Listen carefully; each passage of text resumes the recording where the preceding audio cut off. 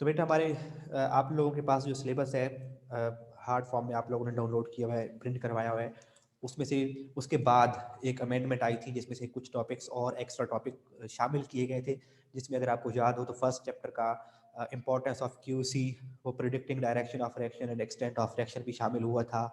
तो उन्हीं के साथ पेज नंबर 118 पर कंपोजिशन ऑफ एटमॉस्फेयर ये भी शामिल हुआ है सिलेबस में। ये मैंने आप लोगों को तभी साथ पढ़ा दिया था क्योंकि ये डेफिनेशन वगैरह थी इसमें जो इंपॉर्टेंट है, एटमॉस्फेयर की डेफिनेशन और उसकी composition, table 14.1 that is important for MCQs. और पेज 139 अगर आए वाटर का चैप्टर, उसमें प्रॉपर्टीज ऑफ वाटर है, ये एक बाद में टॉपिक शामिल हुआ है आपके सिलेबस में। इसमें भी मैंने आपको कैपिलरी रिएक्शन एक शॉर्ट क्वेश्चन आता है वो बता दिया हुआ था। और पेज नंबर अभी 139 पर हम इसको प्रॉपर्टीज ऑफ वाटर को भी डिस्कस कर लेते हैं। ये वो प्रॉपर्टीज है जो आप लोग खुद भी वाकिफ हैं कि टेम्परेचर वाटर का बॉइलिंग पॉइंट कितना है, इसका फ्रीजिंग पॉइंट कितना है, और हीट कैपेसिटी का एक चीज़ आएगी जो आप लोगों ने फिजिक्स के नाइन्थ क्लास की फिजिक्स में आप लोगों ने अच्छे तरीके से पढ़ा था कि हीट कैपेसिटी क्या होती है। तो अभी दोबारा वो उसको डिस्कस करेंगे, रिकॉल करेंगे उसको। तो हम ये टॉपिक डिस्कस करने जा रहे हैं। हमारा रिमेनिंग टॉपिक था पेज नंबर 139 बेटे आप लोग ओपन करेंगे और उसमें हम डिस्कस करेंगे प्रॉपर्टीज ऑफ वाटर। ठीक है बच्चों।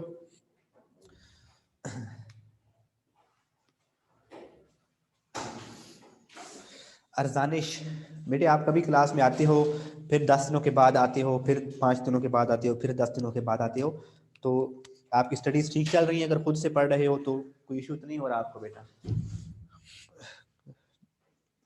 जो जितने भी बच्चे हैं ना बेटा, अच्छे बच्चे जो भी हैं, तो आप लोगों के लिए भी है कि 9th के मार्क्स तो आपके लगे नहीं है, तो वो 10th में जो खट्टी करोगे ना आप लोग, वही आपको 9th का भी मिलेगा।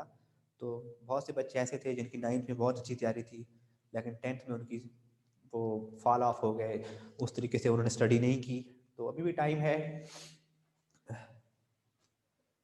स्मार्ट सिलेबस सॉरी बेटा, ये टॉपिक स्मार्ट सिलेबस में शामिल हुए हैं, यूनिक वालों ने नहीं ऐड करवाए। उसने बोर्ड वालों ने, जो भी इसकी कंसर्न अथॉरिटी है, जिन्होंने टॉपिक्स को रिड्यूस किया था, उन्होंने ही इसमें ऐड करवाए थे ये टॉपिक्स। तो प्रॉपर्टीज ऑफ वाटर,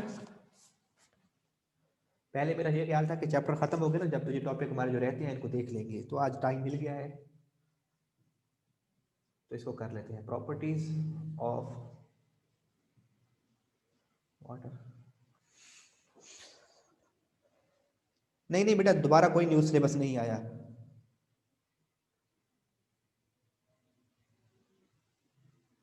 पेपर अभी बेटा मुझे नहीं मालूम, लेकिन वो जो हमारे एजुकेशन मिनिस्टर हैं वो तो यही कह रहे थे कि मई जून में होंगे। तो आप अप्रैल मई माइंड में रखो। मार्च का मुश्किल हो गया क्योंकि टोटल 2 महीने स्कूल ओपन हुए हैं, तो फिर 2 महीनों में तो सिलेबस नहीं कवर हो सकता ना। हम लोगों ने तो ऑनलाइन क्लासों में और स्कूल में भी काफ़ी स्पीड के साथ चले, लेकिन जो आप लोगों ने प्री 9th में भी चैप्टर्स पढ़े हुए थे, लेकिन जो गवर्नमेंट के इंस्टीट्यूशन है वहाँ पे तो ऑनलाइन क्लासों का सीन ही नहीं है, तो उन्होंने तो एक एक दो दो तीन तीन चैप्टर पढ़े हुए हैं। दोबारा कोई न्यू सिलेबस नहीं आया। आयजा बेटे, आप लोगों के पास जो सिलेबस है वो बिल्कुल ठीक है। उसमें सिर्फ ये हुआ था कि बाद में कुछ टॉपिक शामिल हुए थे, पहले चैप्टर के 2-3 टॉपिक शामिल हुए थे, वो आपको पढ़ा दिए। बाकी जिस टॉपिक का भी जो टॉपिक शामिल हुआ था वो आपको मैंने करवा दिया था। बस ये 2 टॉपिक रह गए थे जो मैंने भी यहाँ पे थोड़ी देर पहले लिखे थे। तो ये प्रॉपर्टीज ऑफ वाटर। तो क्या आप जी ये वैसे पहले लॉन्ग क्वेश्चन आता था और शॉर्ट क्वेश्चन भी आता होता है कि right few properties of water. Water is composed of two elements, oxygen and water. Oxygen and hydrogen. One atom of oxygen combined with two atoms of hydrogen. Simple सी बात लिखी हुई है, 2 एटम है हाइड्रोजन के और 1 एटम है oxygen का। तो इनसे ये मिलकर बना हुआ है वाटर का molecule. Pure water is clear, colourless, odourless and tasteless liquid with following properties. देखो तो आप उसने पहले पॉइंट में भी प्रॉपर्टीज बताई हैं, तो जो अच्छे पढ़ने वाले बच्चे क्या होते हैं उनको ऑलरेडी पता चल गया कि बहुत सी प्रॉपर्टीज उसने पहले पॉइंट में बता दी है, तो वो भी आप इसी में शामिल कर लोगे कि वाटर हैज फॉलोइंग प्रॉपर्टीज। तो पहली प्रॉपर्टी बना लोगे, water is a clear, colourless, odourless. बच्चों को पता नहीं होता, बहुत से बच्चों को ओडोर का मतलब होता है स्मेल। वाटर की कोई स्मेल नहीं होती, ओडोरलेस है। एंड टेस्टलेस, वाटर का कोई टेस्ट नहीं होता। और अल्लाह ताला की शान देखें बेटा, वाटर का टेस्ट नहीं होता, तो इसीलिए सारे फल, सारे वेजिटेबल्स का और अपना अपना टेस्ट है, क्योंकि वाटर टेस्टलेस है और उनके अंदर वाटर ही फील होता है ना बेटा। तो अगर पानी का कोई टेस्ट होता तो फिर सारे फ्रूट्स में भी वही टेस्ट आ जाता, सारी वेजिटेबल्स में भी वही टेस्ट आ जाता। तो अल्लाह ताला के कारनामे हैं बेटा ये सारे, उसकी कुदरत। तो पहला पॉइंट ये हो गया, पहला पॉइंट आप लोगों ने क्या बना लिया इसे, कि water is tasteless, colourless, odourless and clear liquid. Second बनाएंगे बेटा, it is neutral to litmus. Second point हमारा ये बन जाएगा कि ये लिटमस पेपर पर इसका कोई इफेक्ट नहीं होता। आप लोग पढ़ चुके हो बेटा अच्छे तरीके से थर्ड चैप्टर, सेकंड चैप्टर में, कि जो एसिड होते हैं they turn blue litmus red, और जो बेसिस होते हैं they turn red litmus blue, और जो वाटर है that doesn't effect blue litmus paper और रेड लिटमस पेपर और यूनिवर्सल इंडिकेटर, ये कोई शो नहीं करता, क्योंकि इसकी पीएच 7 है, that is neutral pH, so it is neutral to pH. ये एसिड रेन की, एसिड वाटर की बात नहीं हो रही, सॉरी रेन वाटर की बात नहीं हो रही, ये नॉर्मल जो हमारा पानी जो वाटर बॉडीज में से या जो अंडरग्राउंड वाटर रिजर्व में से निकाला जाता है, या जो केमिकल रिएक्शन में प्रोड्यूस होता है, एसिड और बेस के रिएक्शन में वाटर प्रोड्यूस होता है, आप लोग पढ़ चुके हो। सेकेंड है बेटा, it's freezing point is 0 degree centigrade and it's boiling point is 100 degree centigrade. Ninth class में वो हमारे बहुत अच्छे स्टूडेंट हैं एक दो, तो उनको बॉइलिंग पॉइंट का मैंने क्वेश्चन दिया, short question, define boiling point, और उसने वहाँ पे एग्जांपल लिखी हुई थी, boiling point of water is 0 degree centigrade. मैं कहा बेटा रट्टा भी बंदा लगाता है तो कोई कंफ्यूज भी होता है तो बंदा कुछ कॉमन सेंस यूज कर लेता है। वो बॉइलिंग पॉइंट कैसे 0 हो सकता है वाटर का? मेल्टिंग पॉइंट, आइस का मेल्टिंग पॉइंट 0 है, वाटर का बॉइलिंग पॉइंट 100 डिग्री सेंटीग्रेड। आप अच्छे तरीके से इससे बेटा फेमिलियर है, और इसका जो फ्रीजिंग पॉइंट है दैट इज 0 डिग्री सेंटीग्रेड। उसके बाद नेक्स्ट है बेटा, it's maximum density is 1 gram per centimetre cube at 4 degree centigrade. ये बेटा अपने बुक से हटकर भी जनरल एक कॉमन जनरल नॉलेज का क्वेश्चन है कि पानी की डेंसिटी किस टेम्परेचर पे ज़्यादा होती है? तो मैक्सिमम डेंसिटी वाटर की होती है 4 डिग्री सेंटीग्रेड पर। टेम्परेचर बढ़ाने से ना बेटा डेंसिटी इफेक्ट होती है, ये याद रखें, क्योंकि टेम्परेचर के बढ़ाने से वॉल्यूम इफेक्ट होता है, बढ़ाने या कम करने से वॉल्यूम इफेक्ट होता है, और वॉल्यूम के चेंज होने से डेंसिटी चेंज होती है। तो वाटर किस टेम्परेचर पे मैक्सिमम डेंसिटी शो करता है? 4 डिग्री सेंटीग्रेड पे, और वहां पे इसकी डेंसिटी कितनी होती है? 1 ग्राम पर सेंटीमीटर क्यूब। अच्छा बताता हूँ बेटा, बेटा 4 डिग्री सेंटीग्रेड पे एक्चुअली उसका आपने हाइड्रोजन बॉन्डिंग में पढ़ा था कि उसका स्ट्रक्चर ऐसे ओपन स्ट्रक्चर हो जाता है। 4 डिग्री सेंटीग्रेड पे मॉलिक्यूल फ्रीज हो रहे होते हैं, और उनका स्ट्रक्चर ऐसे ओपन स्ट्रक्चर हो जाता है कि ओपन स्पेसेस बन जाती हैं और उसका वॉल्यूम बढ़ जाता है। वॉल्यूम की ऐसी अरेंजमेंट हो जाती है जिस वजह से डेंसिटी जो है बेटा उसकी बढ़ जाती है। और एक बच्चे ने पूछा है कि सी लेवल का क्यों लिखा है? वाटर, वाटर का मेल्टिंग पॉइंट और फ्रीजिंग पॉइंट दोनों 0 डिग्री, हाँ मेल्टिंग पॉइंट वाटर का और वाटर का फ्रीजिंग पॉइंट दोनों 0 डिग्री सेंटीग्रेड होते हैं। जिस तरह से वाटर का बॉइलिंग पॉइंट और उस पर जिस पे वो कंडेंस होता है वो दोनों 100 डिग्री सेंटीग्रेड है। अच्छा बच्चे ने पूछा है सर सी लेवल का क्या मतलब है? बेटा आप लोगों ने बॉइलिंग पॉइंट में पढ़ा था 9th क्लास में कि जब हम हाइट पे जाते हैं, बॉइलिंग पॉइंट की डेफिनेशन क्या है? The temperature at which vapour pressure of a liquid become equal to any external pressure. तो जब आप हाइट पे जाते हो तो एक्सटर्नल प्रेशर कम हो जाता है, तो जब एक्सटर्नल प्रेशर कम होगा तो हमें लिक्विड को कम हीट करना पड़ेगा, क्योंकि थोड़े टेम्परेचर पर ही उसका जो वेपर प्रेशर है वो एक्सटर्नल के इक्वल हो जाएगा। जैसे कि ये अगर इसमें ये ऊपर एक्सटर्नल प्रेशर लेट्स सपोज कम होगा तो इसको हीट भी कम करना पड़ेगा, ताकि इसका वेपर प्रेशर, जैसे ही इंटरनल प्रेशर या वेपर प्रेशर एक्सटर्नल प्रेशर के इक्वल होता है लिक्विड बॉयल करने लगता है। तो इसीलिए जो वाटर का 0 डिग्री सेंटीग्रेड फ्रीजिंग पॉइंट और 100 डिग्री सेंटीग्रेड बॉइलिंग पॉइंट वो सी लेवल पे है। जैसे आप पहाड़ों पे चले जाओ बेटा, मरी की तरफ चले जाओ, तो वहां पे जो पानी है वो 78 डिग्री सेंटीग्रेड और 80 डिग्री सेंटीग्रेड तक बॉयल होता है, क्योंकि वहां पर एक्सटर्नल प्रेशर कम है। आप हाइट की तरफ मूव करोगे एक्सटर्नल प्रेशर कम होगा।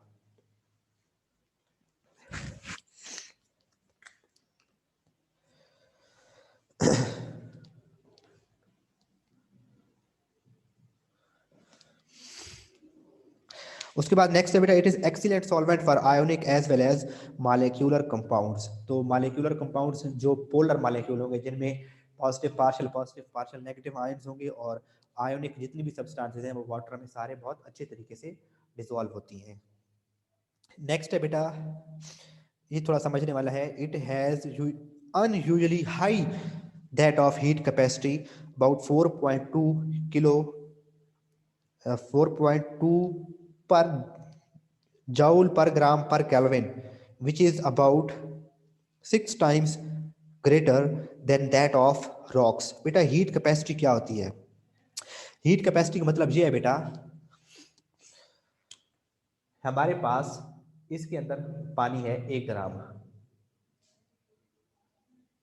1 ग्राम वाटर है, और इसका जो टेम्परेचर है लेट्स सपोज वो है 300 कैल्विन। 300 कैल्विन होता है बेटे 227 डिग्री सेंटीग्रेड के इक्वल। ये 300 कैल्विन टेम्परेचर है उसका।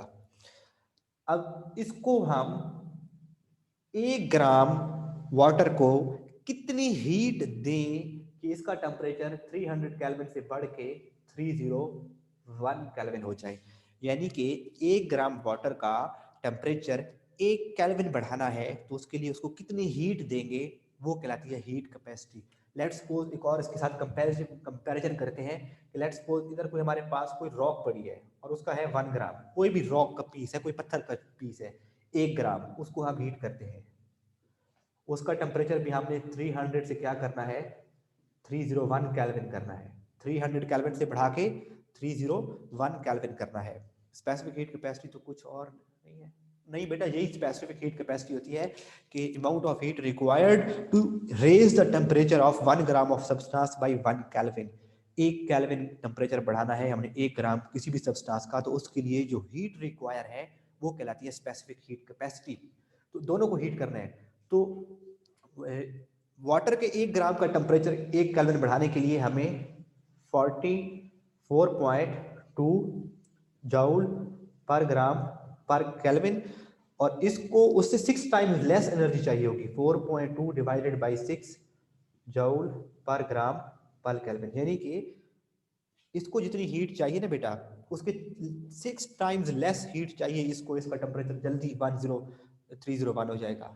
रॉक का टेम्परेचर जल्दी इंक्रीज हो जाएगा क्योंकि रॉक्स की हीट कैपेसिटी बहुत कम है, और वाटर की हीट कैपेसिटी ज्यादा होने का बहुत बड़ा फायदा क्या है बेटा, हमारी अर्थ का टेम्परेचर मेंटेन रहता है। रात को सूरज तो नहीं है, सूरज तो डूब गया है तो फिर ठंड पड़ जाए, लेकिन वाटर ने क्या किया हुआ है, अपने अंदर हीट को एब्जॉर्ब किया हुआ है, तो वो उसकी फिर वो रात को हीट जो है हमारे एनवायरनमेंट को वार्म रखती है। ट्रोपोस्फेयर के अंदर टेम्परेचर क्यों मेंटेन रहता है, आप लोगों ने पढ़ा था कार्बन डाइऑक्साइड और वाटर वेपर से हीट को एब्जॉर्ब करते हैं। तो water has unusual high heat capacity, बहुत ज्यादा हीट कैपेसिटी है, हीट को एब्जॉर्ब करने की एबिलिटी ज्यादा है। तो इस पॉइंट को दोबारा देखें, कहता है it has usually high that of heat capacity about 4.2 पर जूल पर ग्राम पर केल्विन व्हिच इज अबाउट। ये बेटा आप लोगों ने 9th क्लास की फिजिक्स में हीट कैपेसिटी का आपका second last chapter I think, या लास्ट है या सेकंड लास्ट है, फिजिक्स में आप लोगों ने काफ़ी डिटेल से पढ़े होंगे हीट कैपेसिटी। तो और heat capacity of water is 6 times greater than rocks, यानी कि अगर दोनों को बराबर बराबर अमाउंट ऑफ हीट दें तो रॉक का टेम्परेचर 6 टाइम्स ज्यादा हो जाएगा वाटर से। वाटर क्या करता है, उसका टेम्परेचर बढ़ता नहीं है, वो अपने अंदर हीट को एब्जॉर्ब कर लेता है।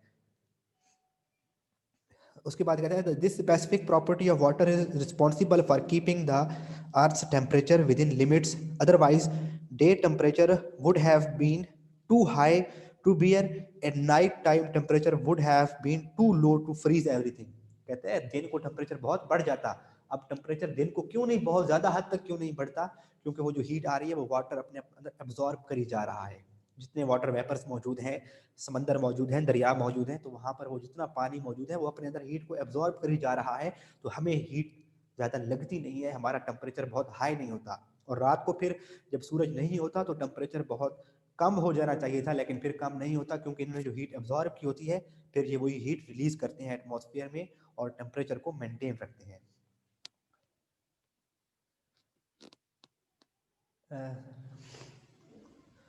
अब बेटे नया समझ आई क्या ताल्लुक डे और नाइट से। Heat capacity of thermal capacity is a physical, एक बच्चे ने भेजा है, physical property of matter defined as the amount of heat to be supplied to a given mass of material to produce a unit change in its temperature.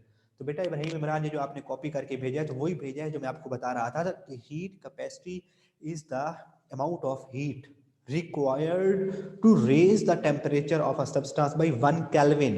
1 kelvin temperature बढ़ाने के लिए हमें जो उसका हीट चाहिए वो क्या कहलाएगी, उसकी हीट कैपेसिटी। अब जितना मैस बढ़ा दो ना बेटा, आपने हीट कैपेसिटी का पढ़ा होगा कि हीट कैपेसिटी होता है बेटा इज इक्वल टू mc। ये जो प्रोपोर्शनैलिटी कांस्टेंट है ये उसका मैस होता है। जितना सब्सटेंस का मैस ज्यादा होगा वो उतनी अपने अंदर ज्यादा हीट एब्जॉर्ब करेगी। तो हीट इसका डायरेक्ट मैस के साथ ताल्लुक होता है को छोड़े। अब बेटा चले नेक्स्ट प्रॉपर्टी की तरफ। ये 5 प्रॉपर्टीज क्लियर है, 6 हो गई बल्कि हमने खुद से भी शामिल करवाई थी। सातवां है बेटा water has high surface tension.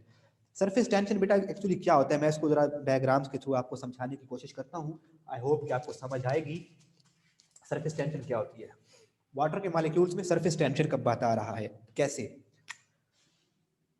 देखिए बेटा हमारे पास कोई बीकर है, ठीक है, उसमें हमने वाटर के मॉलिक्यूल लिए। अब इस वाटर के मॉलिक्यूल को देखो जो सेंटर में मौजूद है, इसको इधर भी मॉलिक्यूल अट्रैक्ट कर रहा है, इधर भी कोई दूसरा मॉलिक्यूल अट्रैक्ट कर रहा होगा, इसको इधर कोई और मॉलिक्यूल अट्रैक्ट कर रहा होगा, इधर कोई और, हर तरफ से उसको इक्वल इक्वल अट्रैक्शन मिल रही है, ठीक है।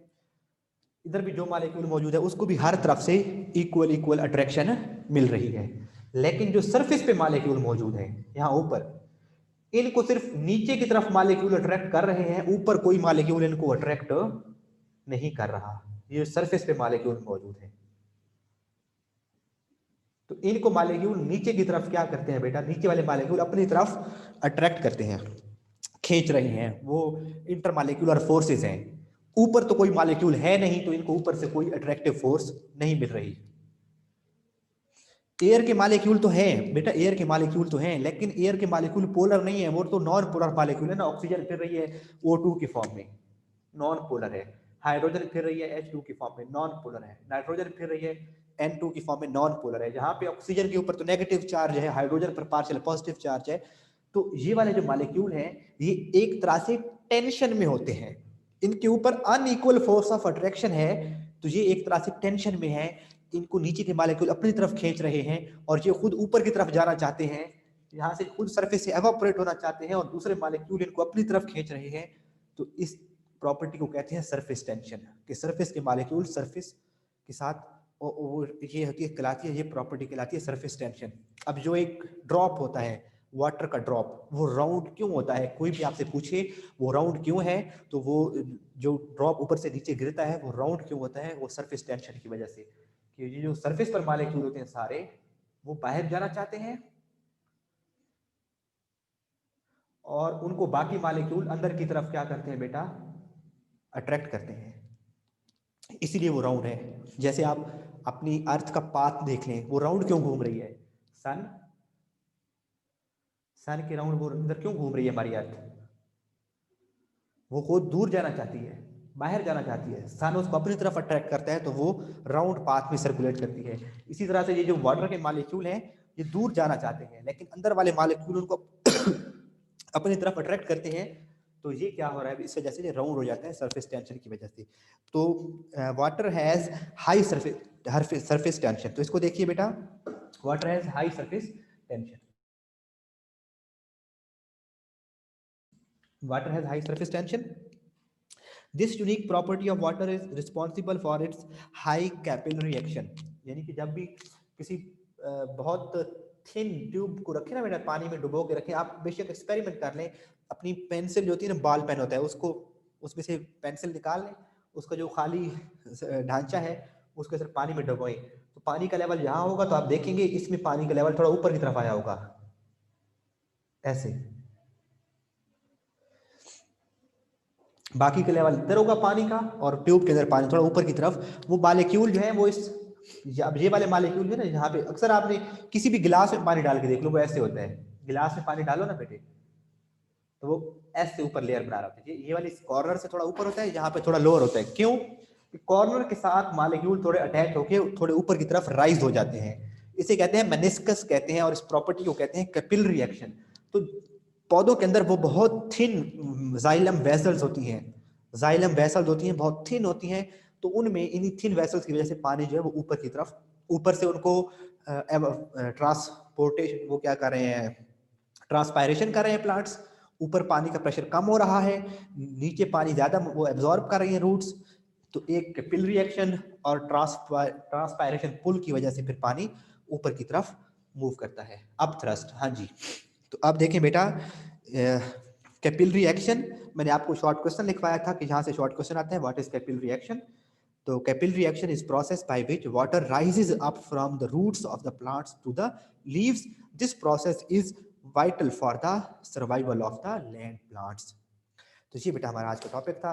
अगर किसी बच्चे का कोई भी क्वेश्चन हो तो आप पूछ सकते हैं, अगर कोई क्वेश्चन नहीं होगा तो फिर हम क्लास को एंड कर देंगे।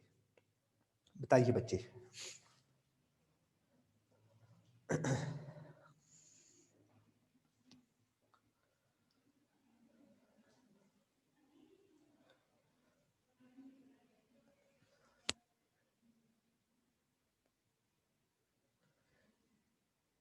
सायरन की आवाज़ें कहाँ से आ रही हैं? मुझे तो सायरन की आवाज़ें नहीं आ रही।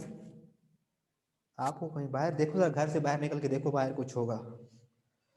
ओके बच्चों, सी यू टुमारो इंशाल्लाह। अपना ख्याल रखिएगा, तब तक के लिए अल्लाह हाफिज़।